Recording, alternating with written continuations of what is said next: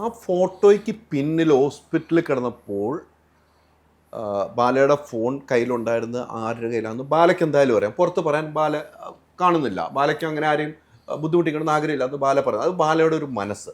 പക്ഷെ നിങ്ങൾ വേദനിച്ചത് വൈഫിനുണ്ടായ ഒരു വേദന വലുതാണ് എന്ന് ഞാൻ വിശ്വസിക്കുന്നു. അതിൽ നിന്നും വൈഫ് ഇപ്പം എങ്ങനെയാണ്? അതാണ്. പിന്നെ ഇന്നലെ രാവിലെ കൂടെ ചർച്ചയ്ക്ക് കൊണ്ടുപോകുന്നത്. തൊട്ടടുത്ത് ഒരു ഉക്കരം ചർച്ച இருக்கு. എൻ്റെ മുമ്പ് കരയില്ല അവൾ. ഒരു மாதிரி ஃபீல் ஆனது. நான் வெளியில் வந்துட்டேன். அவள் கரையினதை நான் மாறி நின்று ഞാൻ കണ്ടു. തിരിച്ചു വന്നോന്നെ എനിക്ക് ചോദിക്കാൻ പോലും ഒരു மாதிரி പറ്റുന്നില്ല.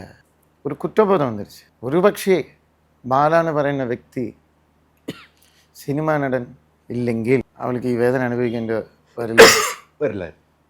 நான் ஏதோ ஒரு பிஸ்னஸ் மேனோ ஒரு டீச்சரோ இல்லை இன்ஜினியரோ இல்லை ஃபாரின்ல ஏதாவது வேட்டையாடக்கூடாது சார். ரொம்ப தப்பு.